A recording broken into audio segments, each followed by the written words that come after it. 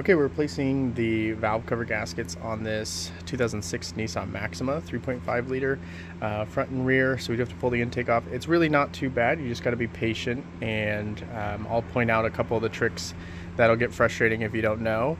And actually the front is a little more frustrating than the rear, so if you're patient and just do step by step, it's really not too bad.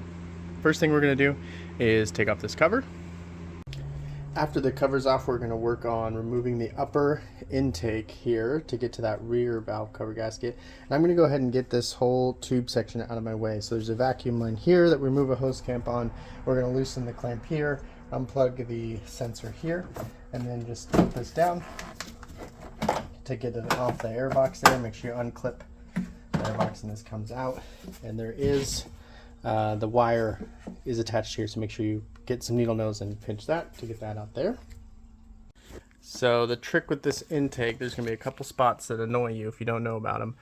You can see the back, the thread right there, that spot there, and there's one more over here a little bit. So there's two 12mm bolts that are bracketing that intake down. You get to them from the back side, so the bolt's going to be facing this way, so the head's on the back side, and you get to them by reaching down underneath through here, and then you can get all the way back there with a quarter inch ratchet. And there's one more kind of same way back here, this bracket right here that you can see that goes to like a fuel line, and it's also bracketing the intake down, so you want to make sure you get those, as well as there's a vacuum line back here, and there's just kind of vacuum lines all over the place. These little items here are bolted up, but we can actually leave those attached. We're just going to unbolt them so we get access to these bolts. And there's some coolant lines underneath the throttle body as well. So lots of little tricks, but those 12mm in the back are going to be your biggest issue if you don't know about them.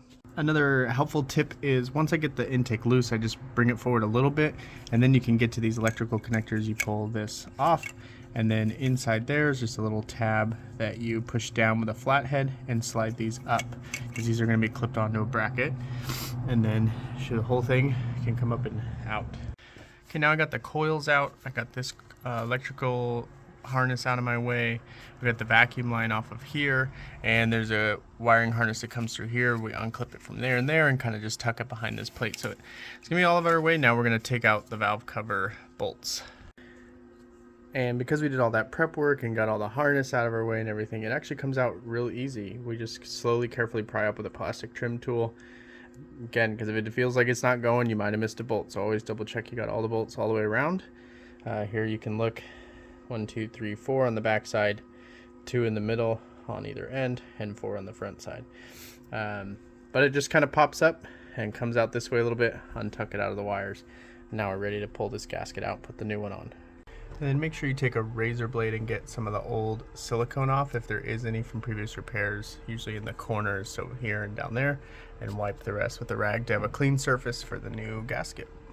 Coming in with the new one, you come in, try and get it right above where it needs to go, and slide it down on those spark plug tubes.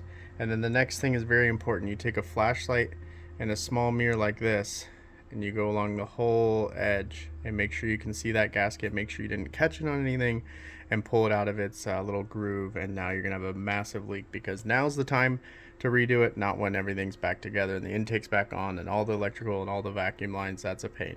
So go around, be patient with a mirror all the way around, make sure you can see that gasket. After that, always thread all the bolts for the valve cover in by hand first. Make sure all the bolts are in. I even tighten them down by hand, and then you're ready to torque them to spec. I don't want to give the torque spec just in case it changes by model year or that kind of a thing. So look up your own torque spec, torque them down, and then you're ready to go back together. While you have it apart too, this is a good time to do the spark plugs since you have the intake out of your way and everything. So if you're even remotely close to needing spark plugs coming up on that service time, it's a good time to do it while you have the intake out of your way. So I'm going to do all 6 spark plugs and then do the front valve cover. So the front in some ways is, in a lot of ways, actually is more frustrating than the rear. But the big thing, annoying thing, is this wiring harness. So you want to kind of remove it from this plug here. Move it much out of your way as much as possible, unplug it here, and then down here I unclipped a bunch of the clips and unplugged some of the plugs to get myself more room. But you're going to untuck it kind of up and out. You're going to bring this side up and then kind of swing it out this way. There's a little bolt here with a little bracket you get out of your way, the dipstick get out of your way. You can try to get as much stuff out of your way as possible. I've got bungee cords trying to pull this harness up out of my way.